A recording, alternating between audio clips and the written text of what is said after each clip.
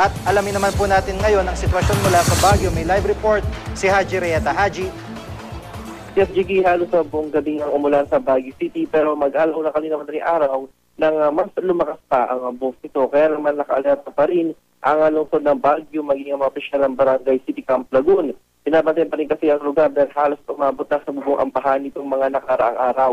Sa text message ni Chairman Joel Alangsab, 24 oras ng araw sila nakabantay sa posibleng pag-apaw na naman na katabing creek at ng drainage sa City Camp Lagoon kapag hindi tumigil ang malakas na buhos na ulan. Samantala, Jiggy, nagsalita na ang pamunuan ng Philex Mining Corporation ukol sa pagbigay ng bahagi ng kanilang tailings pond sa Itogon, Benguet itong madaling araw ng Miyerkules.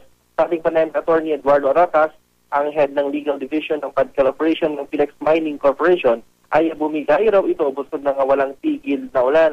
Dahil dito ay nag-discharge ang maraming tubig at lupa mula sa tailings pond na umagos naman sa ilang bahagi ng Balog at Agno River. Pero nilinaw na Jiggy na walang banta sa kalusugan ng mga tao dahil hindi sila gumagamit ng chemical sa pagmimina. Ayon naman sa resident manager na si Libby Ricafort, hindi pa raw advisable na pasukin ito ng tao kaya naman isang air inspection ang kanilang gagawin sa oras na bumuti ang panahon. Sa aking Jiggy ay pagsamantalang pinatigil ng DNR ang operasyon ng nasabing minahan. At yung mga pinakalitas mula dito sa Baguio City, balik kay Jiggy. Maraming salamat, Haji Rieta.